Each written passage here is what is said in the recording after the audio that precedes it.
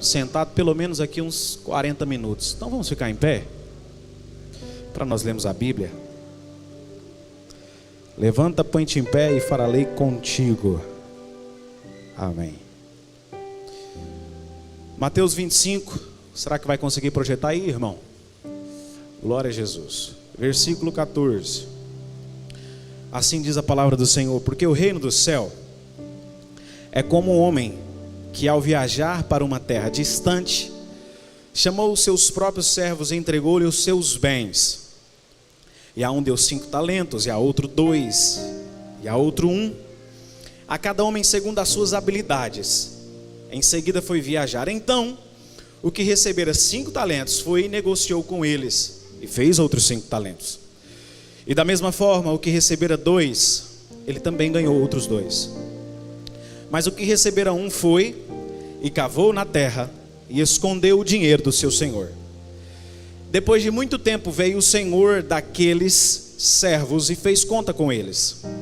Então, chegando o que recebera 5 talentos, trouxe-lhe outros 5 talentos, dizendo: Senhor, tu me entregaste 5 talentos, eis aqui 5 talentos a mais que eu ganhei. Disse-lhe o seu senhor: muito bem, servo bom e fiel. Foste fiel sobre poucas coisas, eu te farei governante sobre muitas coisas. Entra na alegria do teu senhor. E chegando também o que tinha recebido 2 talentos, disse: Senhor, entregaste-me 2, eis aqui que eu ganhei outros 2 talentos além destes. Disse-lhe o seu senhor: muito bem, servo bom e fiel. Foste fiel sobre poucas coisas, e eu te farei governante sobre muitas coisas. Entra na alegria do teu senhor.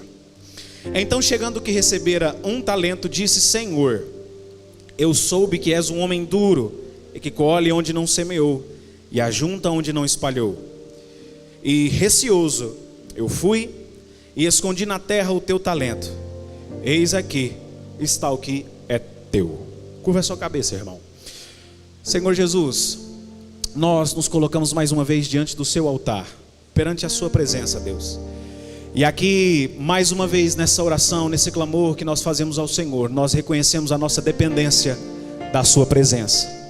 É por isso, ó Deus, que mais um dia e mais um momento, em mais uma quarta-feira, nós subimos até este lugar, ó Deus, como igreja que o Senhor plantou aqui nessa terra, para não somente assumir a nossa função, ó Deus, de prestar ao Senhor um culto célebre, ó Deus, e culto público ao Senhor, mas principalmente também, ó Deus, para receber do Senhor a sua palavra, porque nós sabemos que é ela, ó Deus, que nos dá a direção.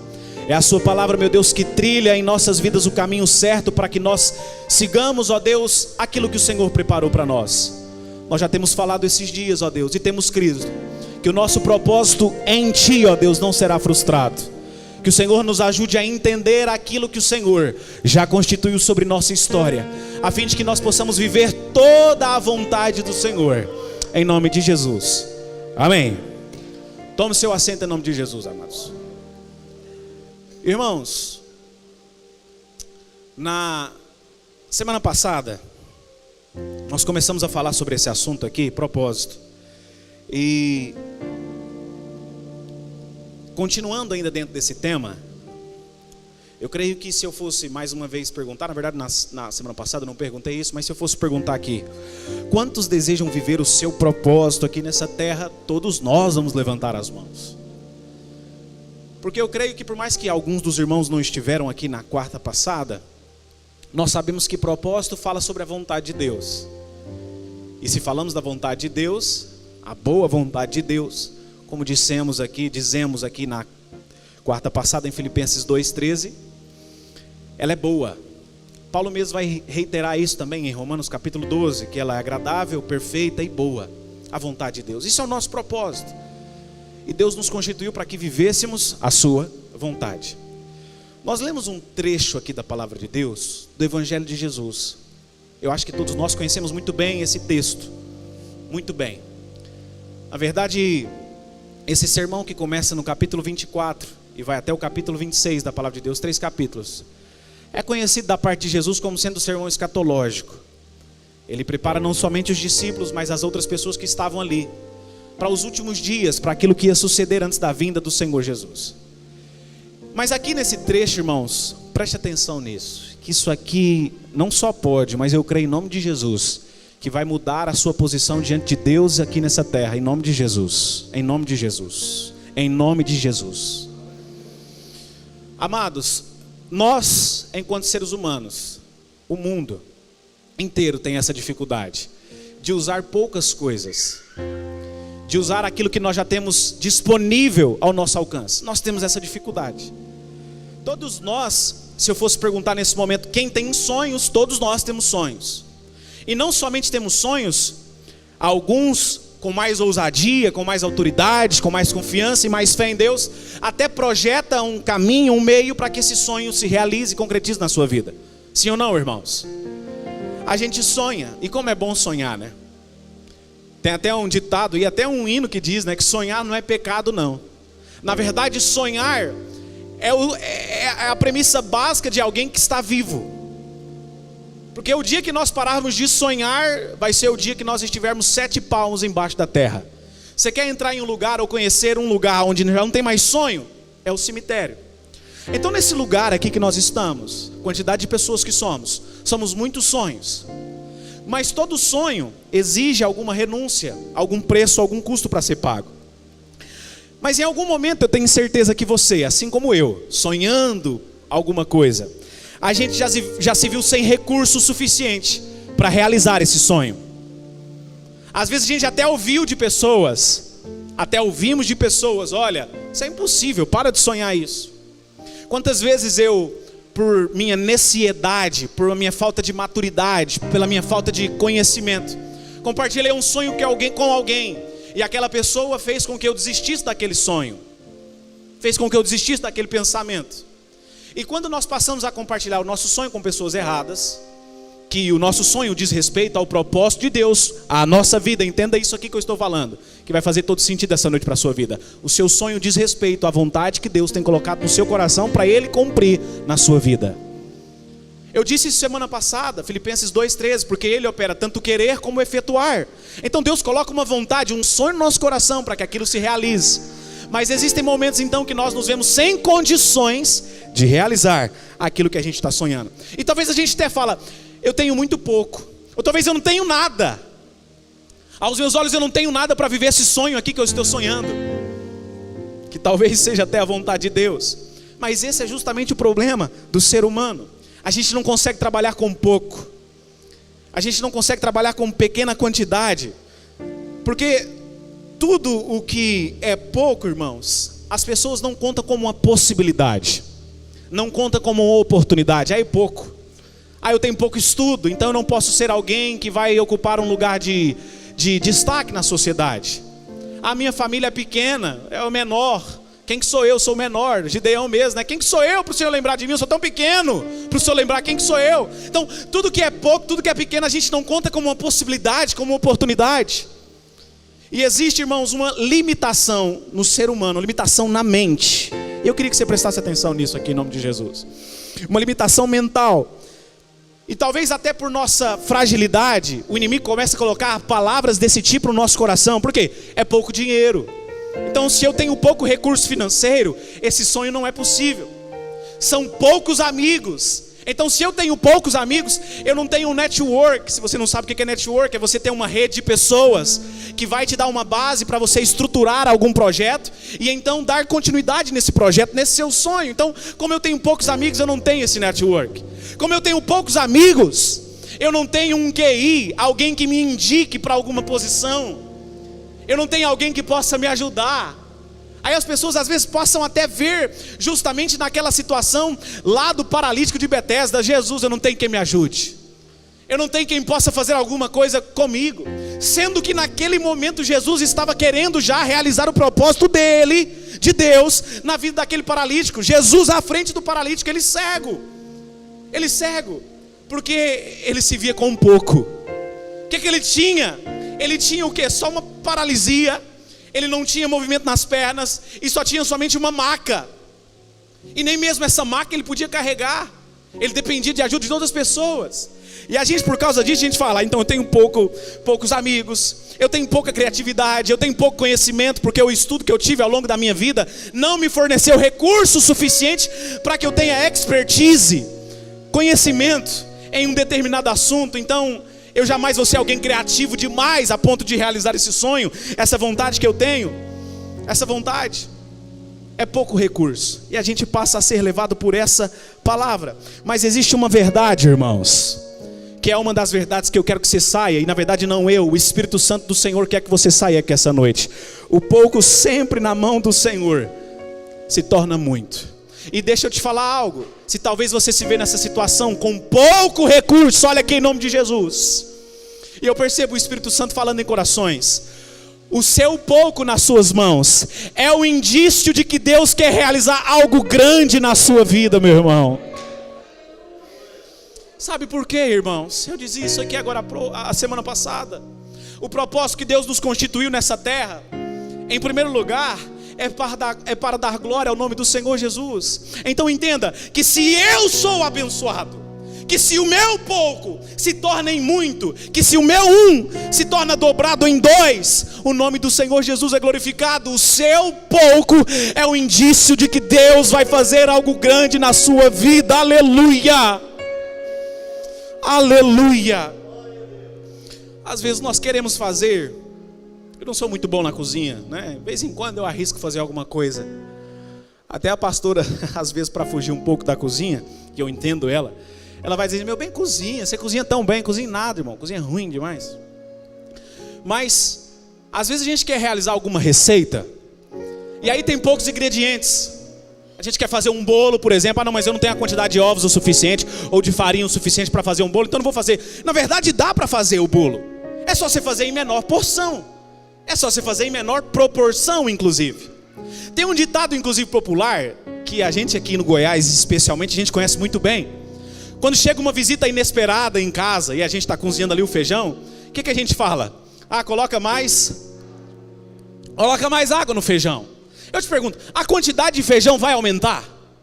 Não, o que vai aumentar? O caldo do feijão. Então o feijão vai continuar a mesma porção. O que vai aumentar é o caldo com gosto de feijão. E a gente consegue então servir mais pessoas. Então o que eu e você precisamos entender é que sempre existe a possibilidade de nós usarmos o que nós já temos. Eu vou repetir. Sempre existe a possibilidade de nós usarmos o que nós já temos.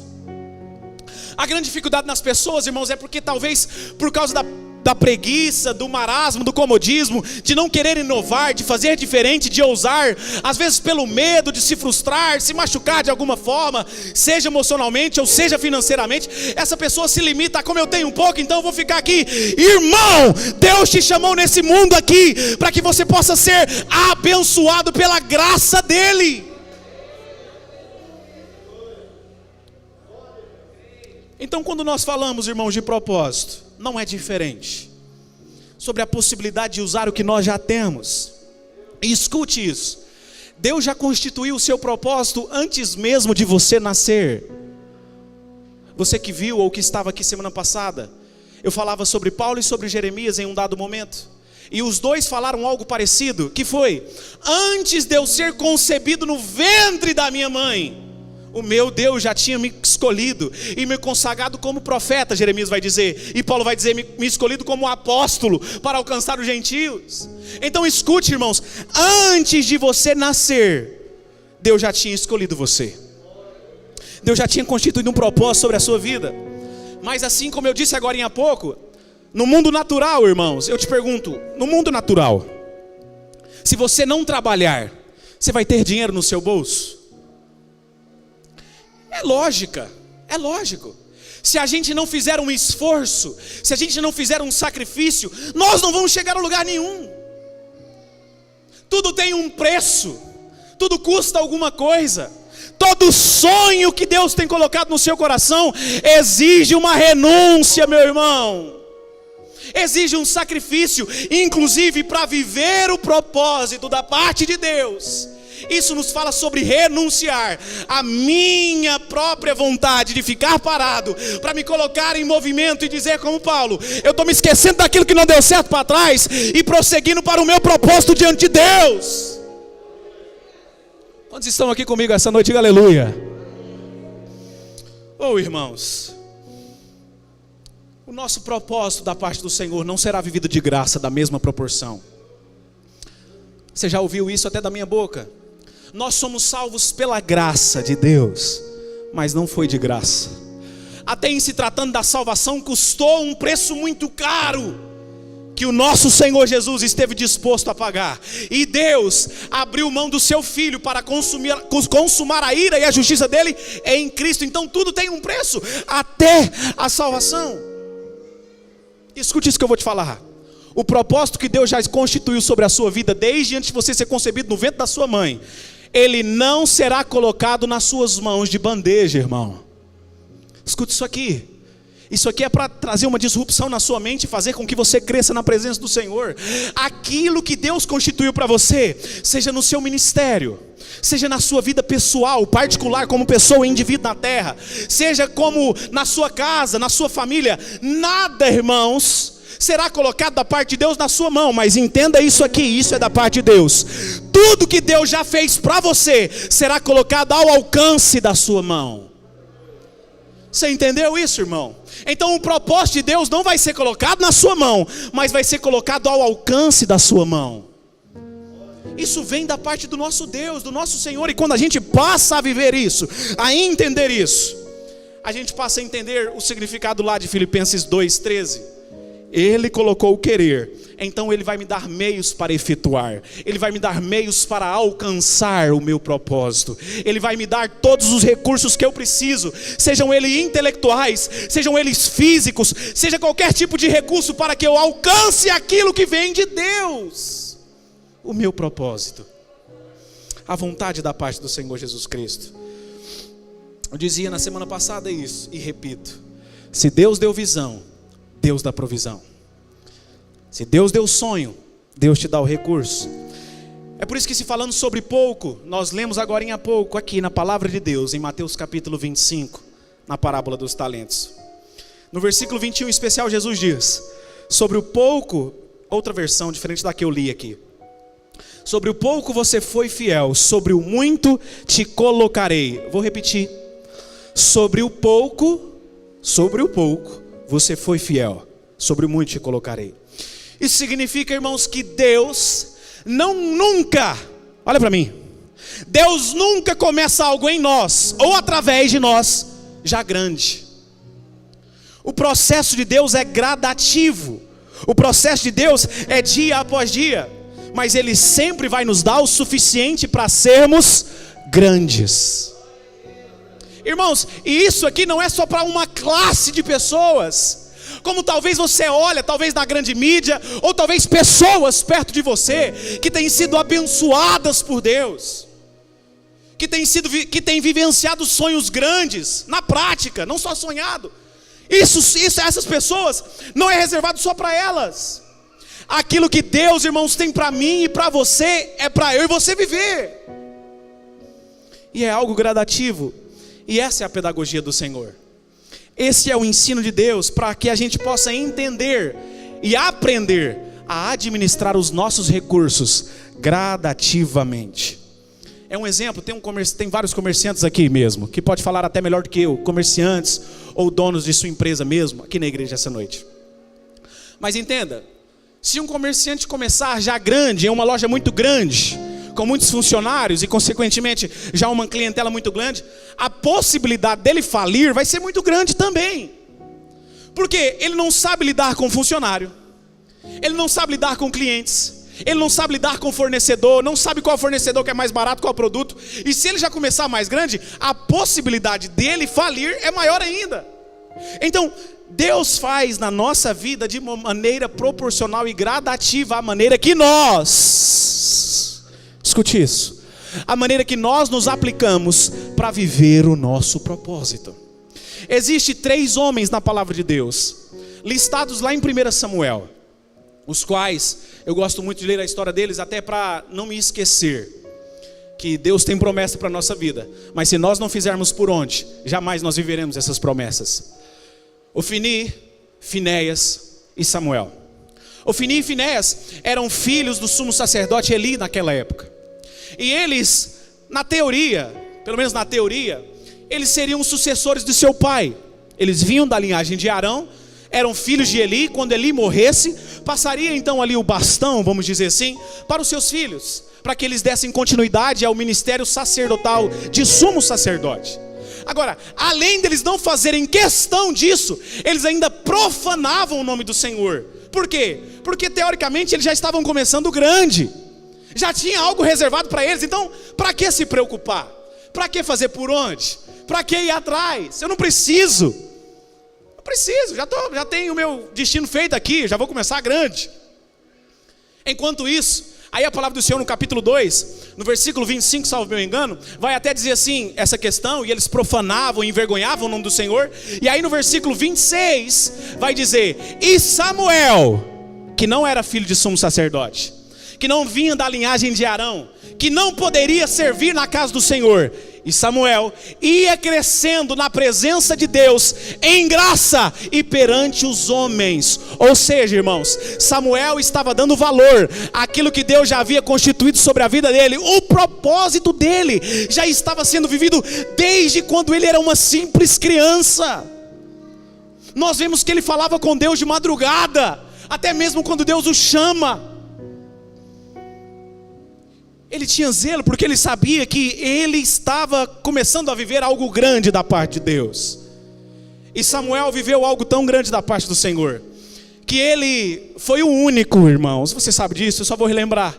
Ele foi o único na história de Israel que exerceu 3 funções, sendo profeta, sacerdote e juiz. Além disso, ele teve uma honra muito grande da parte de Deus, porque ele ungiu 2 reis em Israel, inclusive o primeiro rei da história de Israel, e o segundo rei, como sendo até conhecido como o homem segundo o coração de Deus. Samuel não começou grande, mas viveu algo grande, porque usou o pouquinho que ele tinha nas mãos do Senhor.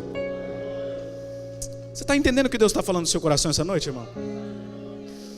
Porque tudo começa pequeno, cresce um dia, e o dia que isso que era pequeno crescer, vai tornar-se indestrutível. Eu vou repetir para você, dá um glória talvez melhor. Tudo que começa pequeno, vai crescendo, e o dia que cresce, torna-se indestrutível. Principalmente se falando de propósito que vem de Deus. Tem pessoas, irmãos, que muitas vezes pedem para Deus em oração de madrugada, fazem campanhas, fazem sacrifícios, se consagram na presença de Deus. Deus, me dá mais dinheiro, me dá mais recurso, muda a minha sorte financeira. Mas a pessoa não consegue administrar R$100, e como é que Deus vai dar 1.000 para ela?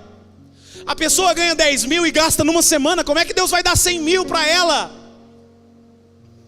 Nós precisamos aprender a usar aquilo que Deus já nos tem. Outras pessoas querem mais amigos, né? E tanta gente fala assim: nossa, eu estou sem amigo, Deus, levanta mais pessoas para estar do meu lado. Mas não sabe valorizar os bons amigos que Deus já tem colocado na sua convivência diária. Nós precisamos aprender a usar o que nós já temos, o pouco aos nossos olhos talvez que nós temos. Porque o início é sempre pouco, mas é o indicativo de que Deus deseja fazer algo grande em você. E eu gosto de falar sobre isso porque isso tem tudo a ver com o propósito. Deus deseja fazer algo grande em você, mas principalmente, irmãos, através de você. Há uma diferença nisso. Deus fazer algo grande em mim e através de mim. Deus fazer algo grande em mim, quem que vai ser o beneficiado? Eu mesmo. Deus fazer algo grande através de mim, todas as pessoas que estiverem ao meu redor serão abençoadas. E isso é propósito. Propósito, como eu disse já, vou repetir, fala sobre crescer, fala sobre multiplicar, fala sobre transbordar. Se eu pudesse colocar em uma equação, seria: propósito é igual a transbordar. Nenhuma pessoa na palavra de Deus e ao longo da história que viveu o seu propósito, só ela que foi abençoada, só ela que ganhou. Propósito fala sobre abençoar outras pessoas, não envolve somente você. O exemplo claro na palavra de Deus, nós temos vários, mas eu começo lá desde o Gênesis, capítulo 1, Versículo 28, salvo meu engano, quando Deus fala para Adão, e termina de criar ali Adão e Eva, o homem e a mulher, diz: olha, crescei e multiplicai. Qual que era o propósito para Adão e para Eva? Transbordar, povoar a terra. Não era somente para eles, mas para os filhos dele também, a partir deles surgirem e viverem ali no Éden, da presença de Deus, da provisão de Deus todos os dias. Quando Deus chama Abraão, fala: Abraão, eu estou escolhendo você. A partir de hoje você vai ver o meu propósito da sua vida. E a partir de você, através de você, todas as famílias da terra serão abençoadas. Quando Deus chama Paulo, inclusive ele vai falar assim: eu sou o último dos apóstolos, como sendo até um que foi adotado lá de fora, mas o Senhor Deus achou graça em mim e me escolheu para que eu alcançasse os gentios, aqueles que ainda não conheciam a Cristo e muito menos eram filhos da promessa, que vinham da linhagem de Abraão. Então um propósito nunca é somente sobre eu ou só sobre você, é sobre Deus operando através de mim e de você, quando nós entendemos que o nosso pouco se torna muito nas mãos dele. Aleluia por isso, irmão, glória a Deus. E sabe por que Deus quer fazer você crescer, irmão? Olha isso para mim, em nome de Jesus. Eu creio e eu profetizo aqui em nome de Jesus que essa mensagem vai ficar cravada no seu coração, para você não se esquecer dela, para que você possa sair do seu marasmo aqui nessa terra e viver o propósito de Deus, ousar a sonhar, e muito mais do que sonhar, a colocar em prática o desejo que está no seu coração, irmão, sabendo que Deus já deu a palavra sobre você. Então entenda isso aqui. Qual é o desejo de Deus? Fazer você crescer, eu crescer. Deus nos enxerga, irmãos, aqui nessa terra como árvores. Salmo de número 1, a partir do versículo 1: bem-aventurado o homem que não assenta nas rodas dos escarnecedores, nem se detém no caminho dos pecadores, antes tem o seu prazer na lei do Senhor, e nela medita de dia e de noite. Pois será como árvore plantada junto a ribeiro de água, a qual dá o seu fruto na estação própria, e tudo que fizer prosperará. Esse é o propósito de Deus para a nossa vida, irmãos. O salmista já tinha escrevido, porque entendeu que Deus nos enxerga como árvores plantadas aqui neste mundo. E quando a gente fala de árvore, irmãos, toda árvore que um dia cresce, quanto maior ela se torna, maior é a sombra dela. Quanto maior ela se torna, maior são os galhos que ela produz, que vai saindo do seu caule, do seu tronco. E por causa das suas grandes galhas, maior também será a condição dos seus frutos. Ou seja, eu até lembro aqui de uma analogia, de um exemplo prático sobre essa questão de sombra. Quando meu pai, meu querido pai, foi pastor em Porangatu por 10 anos e 1 mês. Ali todo ano tinha um retiro de homens que acontecia no Javaé, no rio Javaé. E eu me lembro que não tem muitas árvores ali à beira, principalmente porque era nessa época de agosto e setembro, então tá seco, né? Muito tempo não chove, mas existiam algumas poucas árvores. E eu me lembro que num determinado local onde nós ficávamos, sempre tinha uma árvore lá que era muito grande, e as pessoas queriam chegar o quanto antes para ficar justamente debaixo dessa árvore, porque dava para ficar até umas 20 barracas debaixo dessa árvore, uma árvore gigantesca. É até uma árvore um pouco rara, que eu esqueci o nome dela, não me lembro. Mas eu me recordo muito bem sobre essa questão, porque de dia fazia muito calor, então quando chegasse à noite as barracas iam estar muito quentes. Você que já acampou na beira do rio sabe disso. Então se ficar na sombra é melhor, que vai ficar mais fresco. Até de dia dá para tirar um cochilo, né? Na beira do rio, é bom demais dar conta disso. Então entenda, quanto maior nós nos tornamos aqui nessa terra, não sou eu que sou glorificado, é o nome de Deus e o propósito dele que se cumpre na minha vida, porque outras pessoas passam a ser abençoadas pela minha vida. Você está entendendo o que eu estou falando para você, irmãos? E isso começa por pouco, sabe por quê? Essa árvore que eu acabei de citar lá na beira do rio Javaé, um dia ela foi uma semente desse tamanho, irmãos. Um dia ela foi uma semente pequena. Ela não começou grande, até porque se uma árvore for plantada já começar grande, ela não vai suportar as tempestades, ela não vai suportar os ventos, as chuvas, os vendavais. Mas à medida que ela vai crescendo e vai tendo resiliência, que é uma palavra que está na moda, né? Que é adaptação. Ela passa a conviver em dias chuvosos, mas em dia de seca. Ela passa a viver em dias frios, mas em dia de calor também. Ela vai adaptando, e enquanto ela vai se adaptando, as raízes dela vai sendo fortalecida. O que você precisa entender é que você precisa começar a usar o pouco que Deus já colocou em você. Deus já colocou em você. Irmãos, antes de cumprir o meu propósito, escute isso que eu vou dizer. Deus sempre fará o teste do pouco. Você pode repetir isso para você sair com isso gravado? Diga assim: antes de viver o meu propósito, Deus sempre fará o teste do pouco.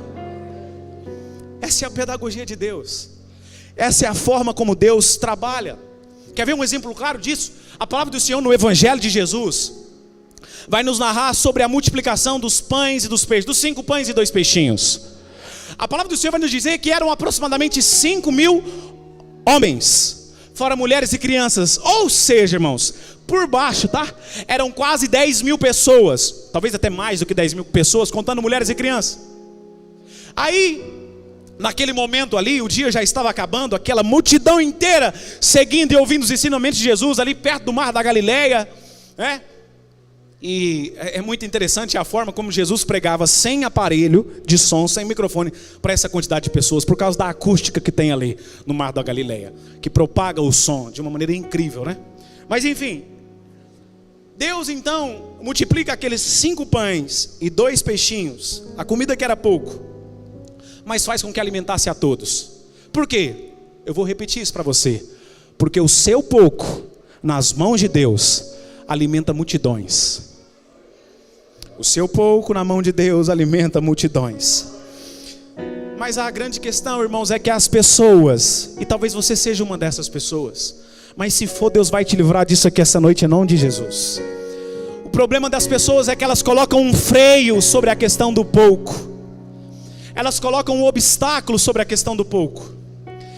Colocam um impedimento. Eu tenho um pouco demais, eu disse agorinha sobre isso, então eu não consigo. Acabam fazendo como a figura do servo mau, que só recebeu 1 talento, que a gente leu. Como Deus só me deu 1, que é muito pouco, o que eu vou fazer? Eu vou esconder, eu vou guardar, porque pelo menos eu não vou perder, não vou gastar à toa, e vai estar aqui. Depois eu entrego para Deus da mesma maneira que Ele me deu. E as pessoas, ao invés de multiplicar, acabam escondendo. Ao invés de fazer crescer, elas acabam nunca mais prosperando, porque está escondendo aquilo que Deus já deu. O pouco que Deus já deu, que nas mãos de Deus é muito. Sabe, irmãos, o pouco que Deus tem te dado é para você usar como recurso para ser investido, para viver o seu propósito, para viver aquilo que Deus já escreveu sobre a sua história. O segredo, irmãos, eu gosto sempre de falar isso. Os irmãos já me viram falando aqui diversas vezes, principalmente quando nós vamos ofertar. O segredo não está sobre a quantidade, o segredo está sobre a qualidade, ou seja, sobre a forma que nós usamos o pouco que Deus tem nos dado. O segredo, irmão, para você viver o seu verdadeiro propósito, está em sua determinação. Determinação. Você pode repetir isso comigo? Diga: determinação. Amados, determinação não diz respeito a uma emoção. Quando eu estou falando aqui, quando hinos são cantados, são louvores que tocam o nosso coração, muitas vezes só geram em nós emoção. É por isso que eu e você precisamos estar na casa do Senhor com a nossa mente ligada no trono de Deus, para que gere em nós um sentimento. Sentimento fala sobre mudança. Outro dia eu já preguei sobre isso, que inclusive Paulo vai dizer: tem de vós o mesmo sentimento que teve em Cristo Jesus, que suportou a cruz até o fim, foi até o final e cumpriu o seu propósito. Sentimento fala de algo que vem de dentro para fora, não precisa de estímulo nenhum exterior. Não são condições exteriores que vão colocar em mim o desejo de estar determinado para usar o pouco que Deus colocou, o pouco aos meus olhos, que Deus colocou nas minhas mãos. Você está entendendo o que eu estou te dizendo essa noite, irmão? Meu Jesus, está entendendo, irmão? Amém. Achei que eu não estava entendendo. O que nós precisamos entender é isso: determinação, sentimento que vem de dentro para fora. Entenda, irmãos, isso é algo que é às vezes muito mal entendido por muitas pessoas. Deus já depositou em você algo chamado potencial. Deus depositou em você potencial. E tudo que eu e você precisamos para viver o nosso propósito, não somente enquanto igreja, mas enquanto indivíduos, já está em nossas mãos. Já está em nossas mãos.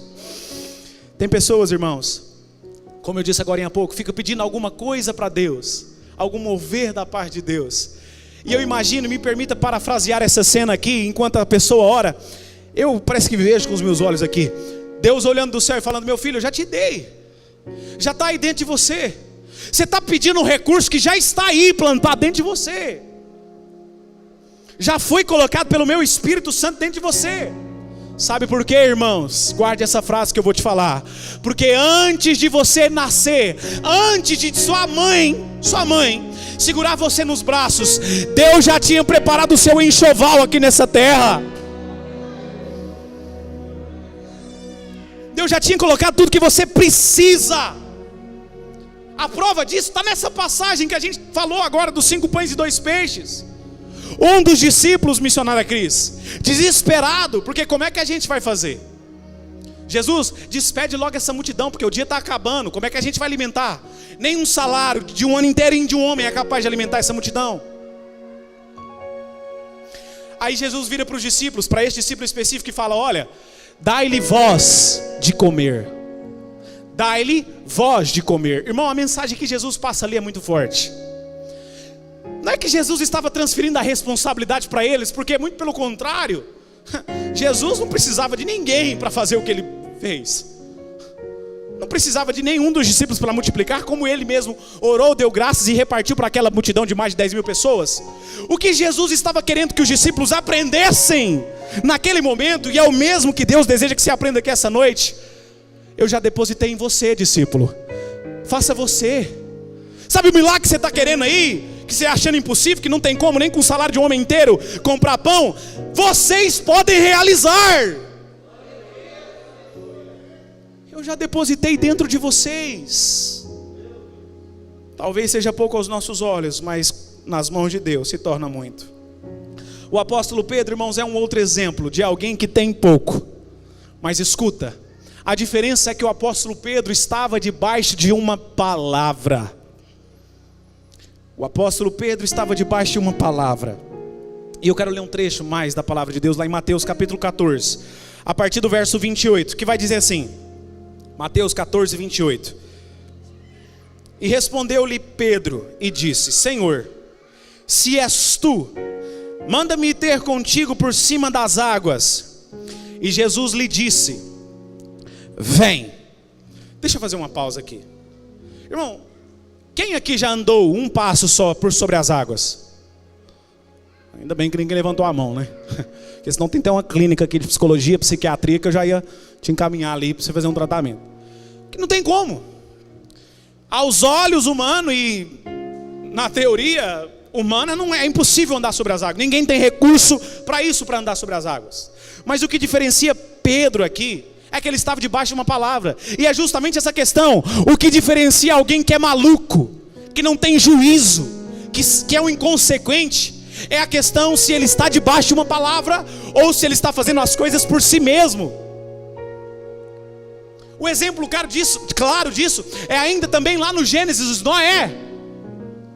Na época de Noé, irmão, ainda nem havia chovido sobre a terra. A palavra de Deus vai dizer que Deus mandava somente um orvalho, um sereno, que caía para aguar a terra todo dia. Então não tinha chuva. Na verdade essa palavra nem existia ainda naquele tempo. Quando era dilúvio, uma chuva torrencial, sem parar, o que é isso? Só que a diferença, irmãos, é que Noé não estava construindo a arca porque ele era um maluco, porque ele tinha sonhado com a visão dele mesmo. Não, ele sonhou, mas Deus falou com ele, e através do sonho dele, Deus dirigiu a palavra. E é por isso que Noé, ele foi um direcionador da sua geração. Os seus filhos, a sua esposa, teve a história deles mudada, não tiveram as suas vidas ali de alguma forma ceifadas por Deus, por causa do juiz de Deus, porque Noé cumpriu o seu propósito, e outras pessoas foram abençoadas, mas porque ele estava debaixo de uma palavra. Então está aqui, Jesus diz para Pedro: vem. Continua no versículo 29. E Pedro, descendo do barco, andou sobre as águas para ir ter com Jesus. Mas sentindo um vento forte, teve medo. E começando a ir a fundo, clamou dizendo: Senhor, salva-me. E logo Jesus, estendendo a mão, segurou e lhe disse: homem de pouca fé, E Jesus segurou e disse: homem de pouca fé, por que duvidaste?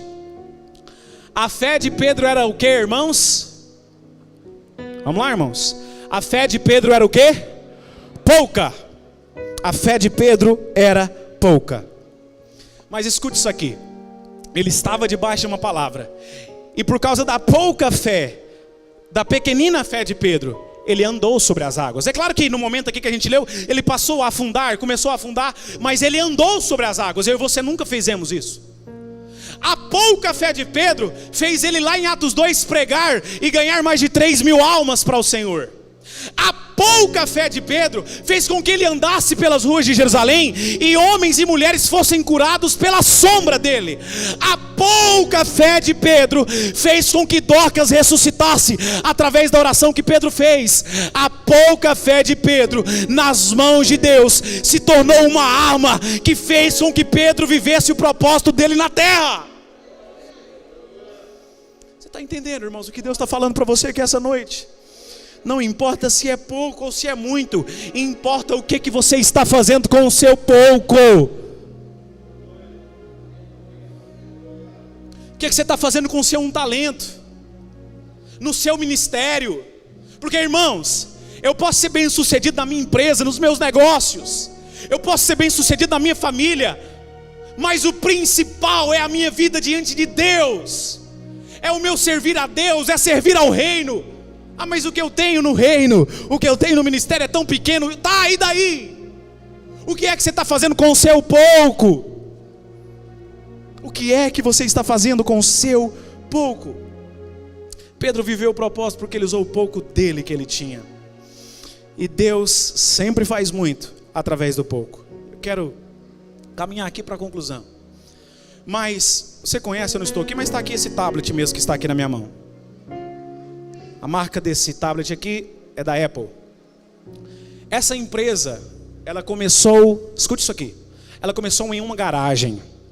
Eu não sei se você já até viu um filme que chama Jobs, que é o nome do fundador, sobrenome do fundador da Apple, Steve Jobs. Ela começou em uma cidade chamada Los Altos, lá na Califórnia, nos Estados Unidos da América. E esse Steve Jobs, presta atenção nessa história, irmãos, ele era abandonado pelos seus pais biológicos. Ele foi adotado. Então ele não cresceu com seu pai e mãe de sangue, ele fora adotado. Mas perceba, esse homem viveu coisas extraordinárias no sentido de ser próspero aqui nessa terra, no sentido de ser uma árvore grande, e não somente ele ser abençoado, mas através da empresa que começou dentro de uma garagem. Quantos milhares de empregos são fornecidos por causa da Apple hoje? Não só diretamente na empresa da Apple, mas quantas pessoas não vendem telefones da Apple? Além disso, esse homem revolucionou a comunicação global. Porque, irmão, imagine você, ele foi o criador dos smartphones. Imagine a gente hoje sem WhatsApp. Meu Deus, misericórdia, né? Ia dificultar muita coisa. E é engraçado isso porque há 10 anos a gente não tinha WhatsApp. Mas hoje a gente já não se vê mais sem WhatsApp. Tem pessoas e empresas que giram por causa do WhatsApp, inclusive. Por causa desse homem que começou dentro de uma garagem. Agora imagine se ele fosse olhar para a condição dele. Eu não tenho recurso, eu não tenho estrutura. Então essa ideia que eu estou tendo aqui, isso aqui não vai para frente não. E se você assistir aquele filme, inclusive, eu nunca assisti aquele filme, mas eu vi o trailer dele. Ele, por diversas vezes, querendo chamar a atenção de algum investidor, ele recebeu muitos nãos. Pessoas que, na verdade, só desligavam. Ligava para ele: olha, eu estou com um projeto aqui de computador, um Macintosh, tal, e a pedida inicial quanto que é? Não, $50 mil. Você falando da década de 90, $50 mil, que você está ficando louco? Só que ele sabia do potencial do projeto dele. E ele não olhou para a sua condição, irmãos. Ele deixou ser usado. Ele deixou a criatividade. Ele usou o pouco recurso que ele tinha. E tem outra questão.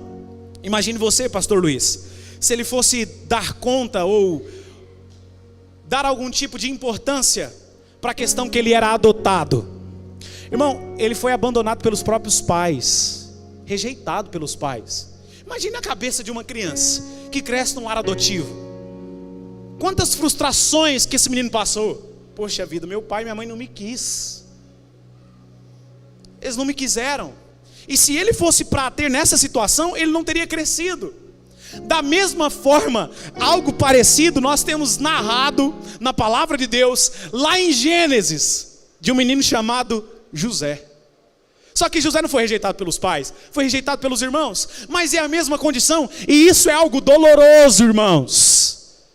Isso que eu vou falar agora é algo doloroso, porque o difícil, José Luiz, não é você ser rejeitado pelos lá de fora, os de longe, não é você ser desprezado pelos de longe. O duro, o difícil é você ser rejeitado pelos que estão à sua volta, pelos que estão próximo.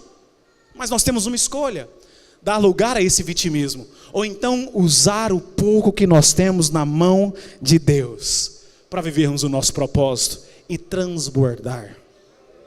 Viver. Deus já te deu, voltando até naquilo que a gente falava semana passada, Deus já te deu o querer. E talvez há quem diga assim, né? Tá bom, eu tenho o querer aqui, eu tenho a ideia, mas como é que eu vou executar? Eu não sei. Sabe quantos iPhones ou quantos tablets Steve Jobs montou? Nenhum. Só a ideia que era dele. Só a ideia que era dele.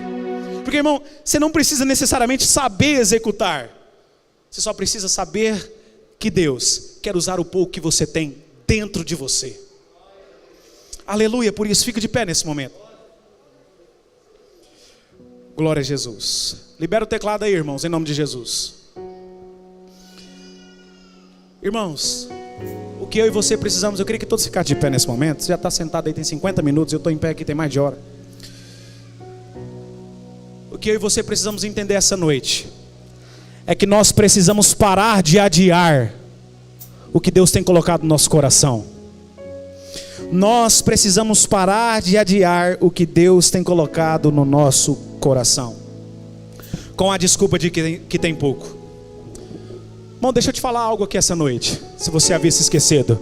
Você está debaixo de uma palavra. E essa palavra quem te falou não foi eu, não foi o pastor Brenner, não foi o pastor Luiz, não foi nenhum ser humano que você está vendo aqui. Essa palavra que disse que tudo o que você fizer prosperará, foi Deus quem disse. Oh, Yamassuri canta lá, Bassuri anda lá, Basseira canta Bassuri lá.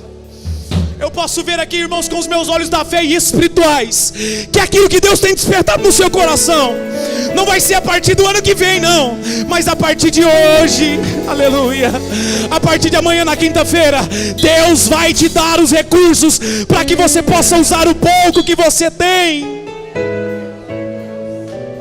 Isso não vem de você.